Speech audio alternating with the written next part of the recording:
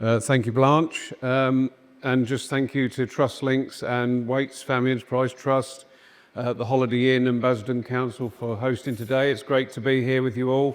I don't really like talking about myself, so you can read that bit, but this is quite a tough gig for me today because I'm following Dusty Gedge, Gary Grant, John Little, all the people that I first looked up to and still look up to incredibly when I started my green roof journey. My background is commercial landscapes on the ground, and 16 years ago I was asked to do a green roof as part of a landscape project. I was told that some old punk rocker was coming down with his design and that we were to follow it. So it all sounded a little bit weird, but actually that was the start of the journey to now doing green roofs. And hopefully that's some inspiration for some of the guys that are on the courses that Trust Links have hosted, and some people in the room that actually, you know, there's huge potential here. And my career is now green roofing. So I know there's a mixed audience in the room, and we've talked a lot about what green roofs are and their benefits, but I want to sort of get into a little bit of the nuts and bolts about how you might make some of this happen, or how you can go about doing it within your lifestyle. So when we talk about green roofs, essentially it's vegetation layers on top of watertight roof surfaces. So this is a bus stop, and it's been retrofitted with a green roof. So the waterproof layer is still there. We've just added green roofs above it. And we looked at some of that when we were doing the Trust Links training. We looked at, how could we retrofit the building at the Vange site, and part of the training was looking at the design process, how we go about doing it. And I think that's really important. And that is skills that we need more of. We need more people to be able to deliver this and champion it in our individual environments. So green roofs don't have to just be big scale. They can be on a smaller scale. They can be done in a domestic setting. Boot stores, bin stores, kitchen extensions. It doesn't have to be big scale. It can be small, and we can all make a difference by doing this. And that's something we're working on as an industry, to try and make this more accessible so that you can buy the right amount of materials to do smaller stuff, rather than just you don't want 10-ton turning up to build a small shed roof. So that's a big thing that we need to do as part of the industry. So the benefits, a lot of them have been touched on already. Insulating our buildings, keeping them cooler in the summer, warmer in winter.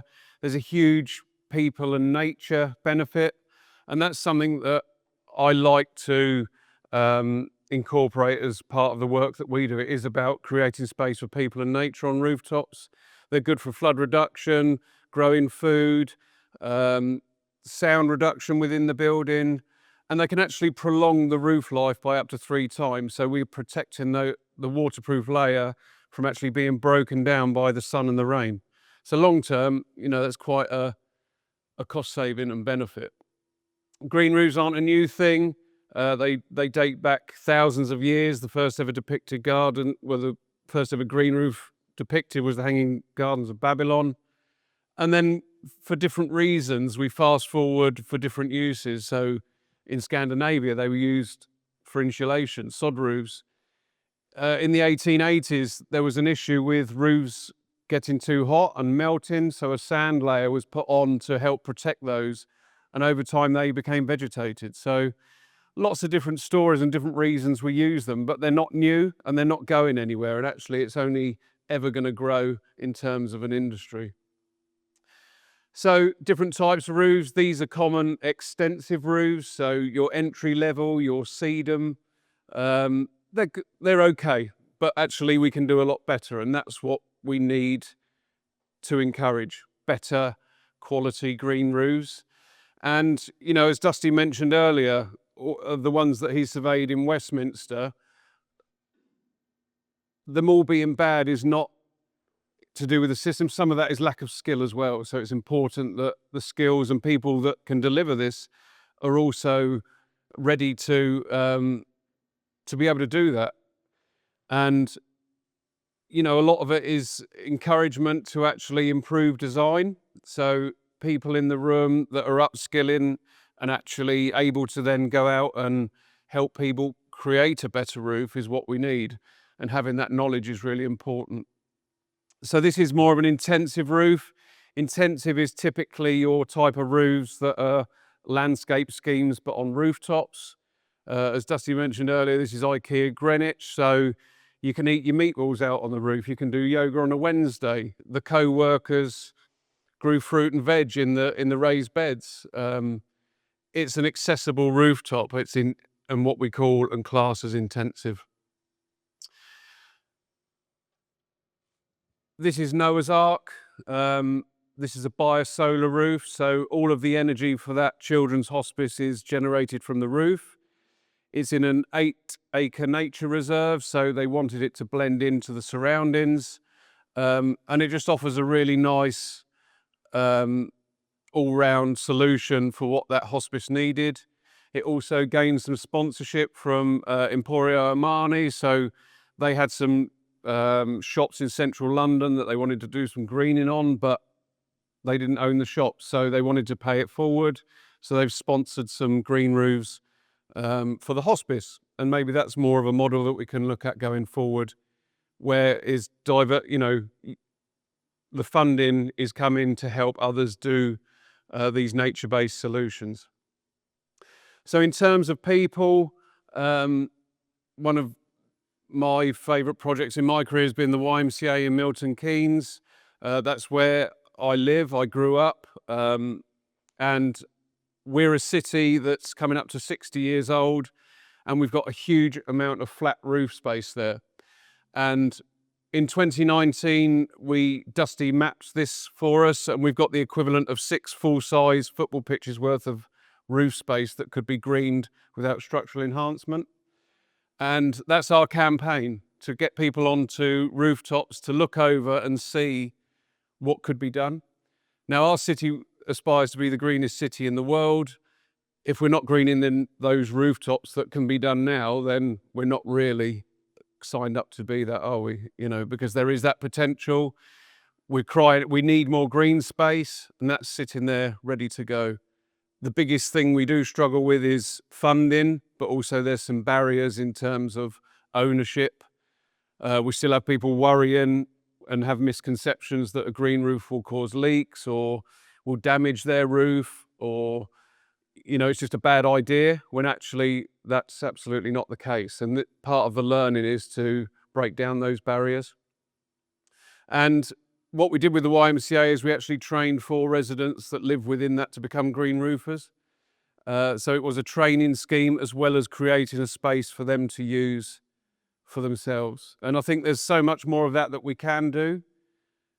In my career, I used to be really excited when I saw newly planned developments that had a green roof on. I'd be like, wow, a green roof? Now that feels like very commonplace. So I think policy is really starting to work in terms of that being included in new developments. But actually the potential for us here, the people in the room, is to look at retrofit. And I think that's where there's the biggest scope to do some really fun things in our cities, in Milton Keynes, in Basildon, in Essex, in London. I think Dusty said that for London, 30% of London is rooftop that could be greened overnight. So that's huge, isn't it? But we need the skills, we need the people, we need the funding to help do that. So this is what part of this journey is all about, and it's great that we're all on it together. Gary mentioned Swansea. Again, they've got some really great people down there doing some good things. Welsh Government is backing them to do it. The Waits Family Enterprise Trust are also helping to support projects like that. Gary and Dusty wrote the policy for Swansea. But actually, Swansea just don't want contractors like ourselves coming from Milton Keynes to green their rooftops. But what they do want is locally trained people to do this. So what we're doing, how do you get to that position? So what we're doing is actually training people on these jobs. So we go down and we identify people and tradespersons that can upskill and deliver this. And each time we're withdrawing away from it and creating an industry down there that's going to be able to fulfill all of the green roofs that are up and coming in Swansea. And that's a really big part of it. You know, how green is it for me to drive to Scotland and put a green roof on it? It's not. It's undoing that work. So we do need to upskill.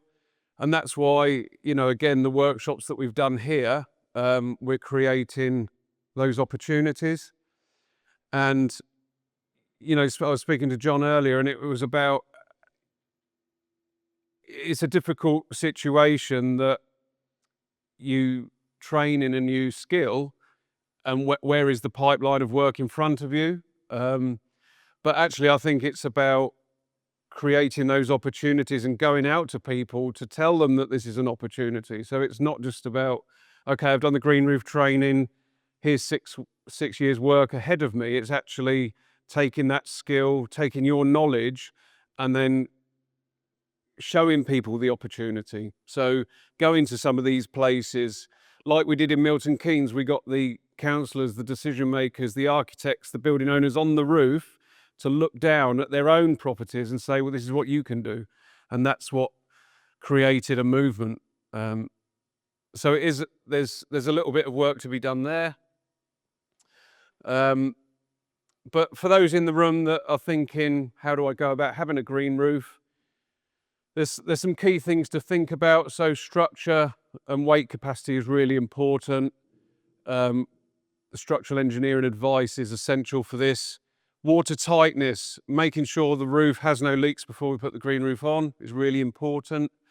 And when we do hear of leaking green roofs, I can quite confidently say it's not the green roof that's going to have caused the leak. The leak would have been there.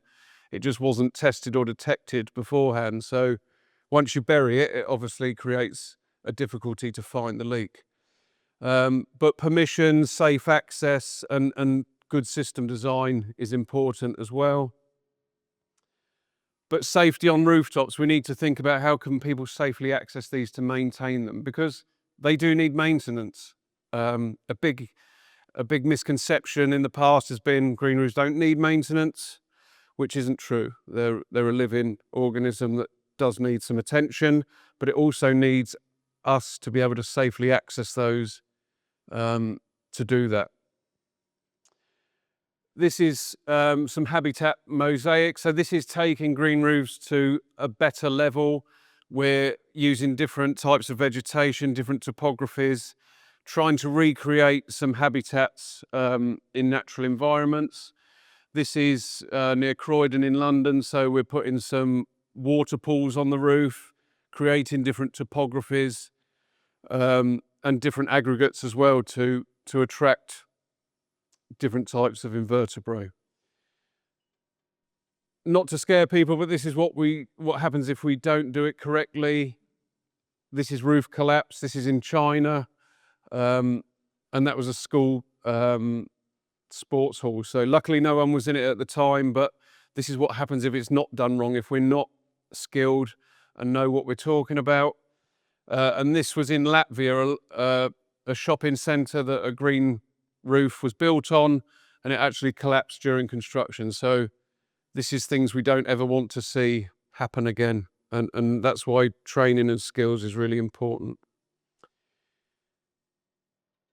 As I mentioned earlier, leak detection, making sure we test the roof before we put the green roof on, making sure we're not going to damage the roof. So using tools that aren't going to cause any damage as we're installing the green roofs.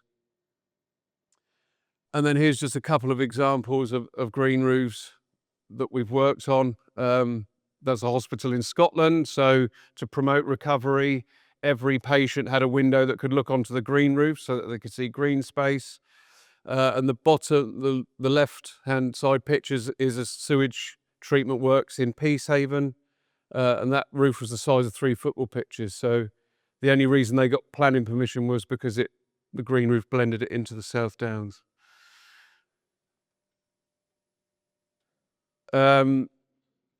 Obviously, lots going on in London. This is a 53-storey modular tower block in Croydon that has a wildflower roof on the top. So again, that's going to feed into Dusty's argument about 20 metres and above is no good. It'd be good to see how we can monitor that and actually get some really good data out of that.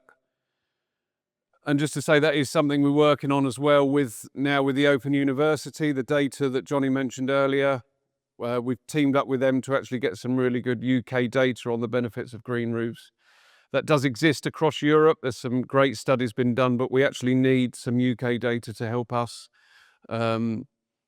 lobby government and campaign for more green roofs. And as Blanche mentioned, Dusty and I did found World Green Roof Day back in 2020, and 2 days before World Green Roof Day in 2021, this rare orchid that hadn't been seen anywhere for over 20 years suddenly popped up on a bank in London. And that created media attention from around the world coming to see how this happened. And I think this just shows that if we create spaces for nature, it will come.